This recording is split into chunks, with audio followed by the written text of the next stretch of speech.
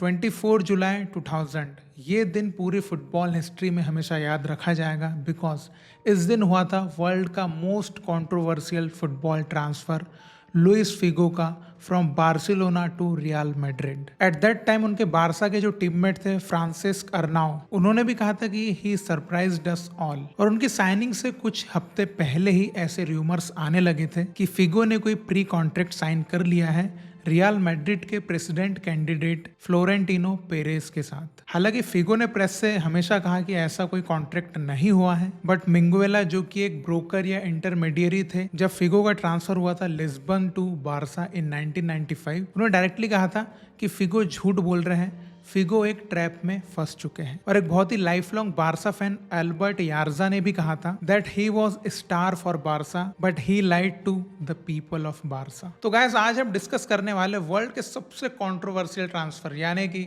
Louis Figo का transfer, जो कि अनएक्सपेक्टेड था, सरप्राइजिंग था, ना सिर्फ फुटबॉल फैंस के लिए बल्कि इवन उनके टीममेट्स के लिए भी, बिकॉज उनको भी नहीं पता था कि फिगो इतना बड़ा स्टेप लेने वाले हैं या ले सकते हैं। तो आज हम इस ट्रांसफर की सारी बात करने वाले हैं और ये जान के आपको बहुत मजा आने वाला है। और वीडियो देखने के बाद मैं बारसा फैन से एक क्वेश्चन पूछना चाहूंगा कि क्या आपने लुइस फिगो को माफ कर दिया या नहीं किया? ये आप कमेंट में लिख के जरूर बताइएगा। लेकिन मैं एक बात दावे से कह सकता हूं कि लुइस फिगो सिर्फ मैड्रिड के लेजेंड नहीं है, वो बारसा के भी लेजेंड है। तो फर्स्ट टाइम ये ट्रांसफर की स्टोरी बाहर आई थी जुलाई 6, 2000 को, क्योंकि उस टाइम पे रियल मैड्रिड के प्रेसिडेंशियल इलेक्शंस होने वाले थे और प्रेसिडेंट के लिए दो बड़े उम्मीदवार थे। एक तो उस टाइम के करंट प्रेसिडेंट लोरेंजो सांज, जिनकी दावेदारी ज्यादा स्ट्रांग थी बिकॉज उनके अंडर रियल मैड्रिड ने 1998 में चैंपियंस लीग जीता था आफ्टर 32 ईयर्स। तो सबको यही लग रहा था कि लोरेंजो जो है इस इलेक्शन को इजीली जीतने वाले बिकॉज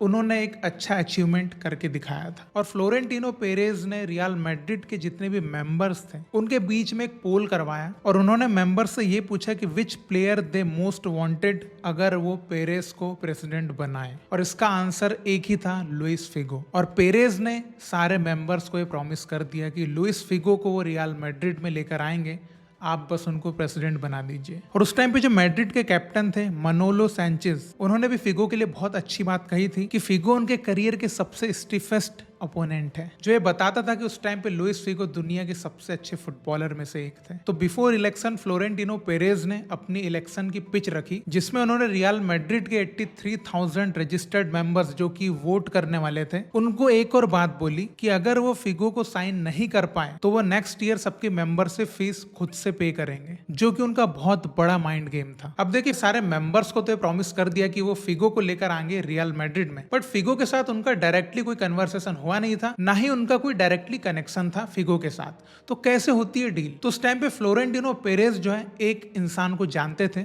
जो कि लुइस फिगो के फ्रेंड थे, और वो थे पाउलो फुटरे, जो कि एक्स फुटबॉलर थे, और वो इस ट्रांसफर में एक इंटरमीडियरी का रोल निभा रहे थे। तो पाउलो फुटरे अप्रोच करते हैं लुइस फिगो के एजेंट होसे वायगा को। अब देखिए, एजेंट होसे वायगा के चक्कर में इससे पहले भी लुइस फिगो बहुत बड़ी दिक्कत में पड़ चुके थे। 1995 में जब वो स्पोर्टिंग लिस्बन से एक ट्रांसफर ले रहे थे इटालियन लीग में, तो वहां पर होसे वायगा ने दो क्लब्स के साथ डील कर ली थी, यूवेंटस और पार्मा, जिसके कारण इटालियन फेडरेशन ने लुइस फिगो पर 2 साल का बैन लगा दिया था कि वो इटली में नहीं खेल सकते।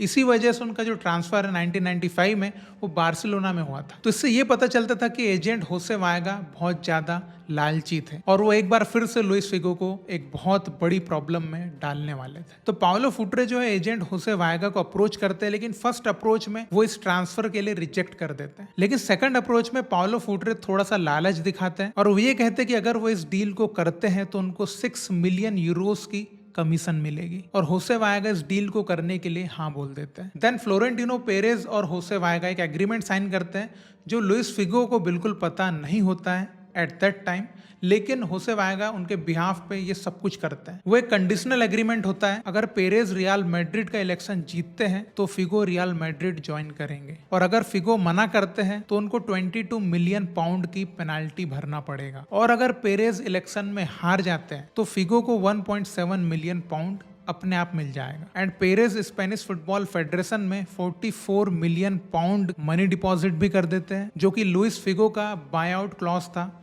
जो एक वर्ल्ड रिकॉर्ड ट्रांसफर फीस बनने वाला था। अब कहीं से ये स्टोरी जो है लीक हो जाती है कि लुइस फिगो ने फ्लोरेंटिनो पेरेस के साथ एक कॉन्ट्रैक्ट साइन कर लिया है। वो एक इंटरव्यू में कहते हैं कि मैं पागल नहीं हूं जो ऐसा करूंगा, और वैसे भी तब तक वो एक कंडीशनल एग्रीमेंट था, लेकिन अगर वो इसको एक्सेप्ट करते और बोल देते कि मैंने ऐसा कुछ कर लिया है, then he would have been killed in Barcelona. अब देखिए, सेम टाइम पर बार्सिलोना में भी प्रेसिडेंशियल इलेक्शन होने वाले थे और लुइस फिगो के एजेंट होसे वायगा 3 बार ट्रेवल कर चुके थे उनके कॉन्ट्रैक्ट को बार्सिलोना के साथ रिन्यू करने के लिए, और वो उस टाइम के करंट प्रेसिडेंट और जो कैंडिडेट्स थे जो प्रेसिडेंट के इलेक्शन लड़ने वाले थे उनसे ये डिस्कशन कर रहे थे। उन्होंने डायरेक्टली वहां पर कहा कि हमको पेरेस के साइड से ऑफर है, इसलिए आपको फिगो का कॉन्ट्रैक्ट इंप्रूव करना पड़ेगा। अगर ऐसा होता है तो वो मैड्रिड साइन नहीं करेगा। बट उस टाइम कोई भी उनको ऐसा कुछ प्रॉमिस नहीं करता है। हालांकि एक जो प्रेसिडेंट कैंडिडेट होता है गैस्पार्ट, वो कहते हैं कि अगर वो इलेक्शन जीतेंगे तो वो फिगो के कॉन्ट्रैक्ट को इंप्रूव कर सकते हैं। तो अभी तक सभी के दिमाग में यही चल रहा था कि Florentino Perez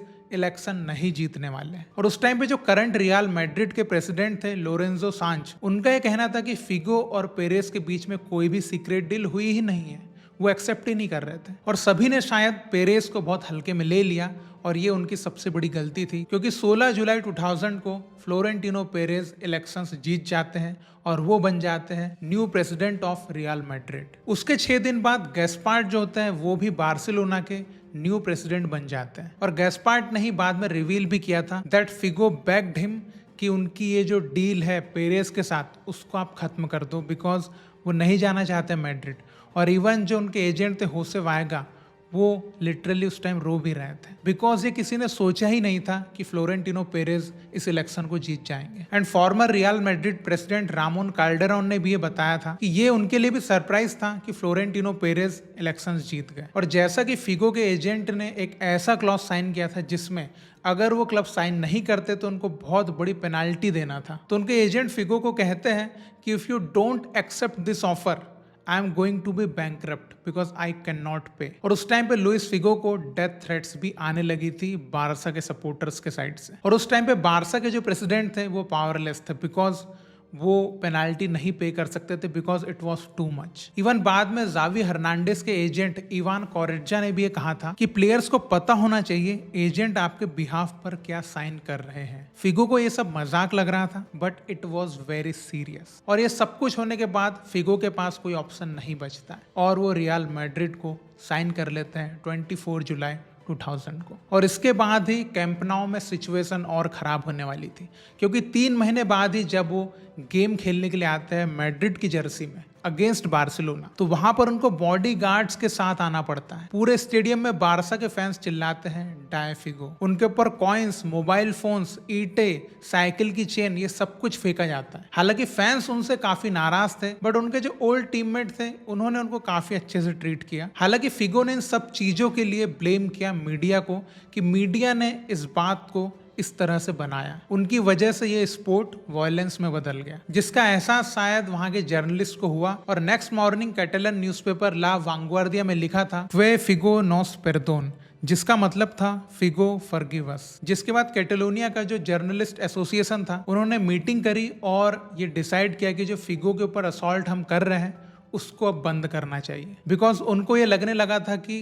we are turning camp now into dangerous stadium. और उसके बाद ऐसी न्यूज आना बंद होगी, बट इसका फैंस पर कोई असर नहीं पड़ा, बिकॉज 2 साल बाद भी जब नवंबर 2002 में कैंप नाउ में एल क्लासिको था, उसमें एटमॉस्फेयर पिछली बार से भी ज्यादा बुरा था। जब फिगो एक कॉर्नर किक लेने जाते हैं तो उनके ऊपर इतना अटैक होता है कि चलते मैच को रोकना पड़ता है। उनके ऊपर चाकू, एक सुअर का सिर और विस्की की बोतल तक फेंकी जाती है, जो कि स्टेडियम के अंदर कैसे है ये भी सोचने वाली बात है। बट इतनी कंट्रोवर्सीज के बाद भी, इतनी सारी चीजें होने के बाद भी लुइस फिगो रियल मैड्रिड में सक्सीड करते हैं। तो यही था फुटबॉल हिस्ट्री का सबसे controversial transfer from Barcelona to Real Madrid, Luis Figo. तो लुइस फिगो दुनिया के ग्रेटेस्ट फुटबॉलर्स में से एक है, एंड वो जिस क्लब में भी खेले हैं वहाँ पर उनका एक ऑरा क्रिएट किया उन्होंने। तो आप इस कंट्रोवर्शियल ट्रांसफर के ऊपर क्या कहना चाहेंगे, एंड आप लुइस फिगो के लिए क्या ओपिनियन रखते हैं? क्या आपको लगता है कि लुइस फिगो के जो एजेंट थे होसे वायगा,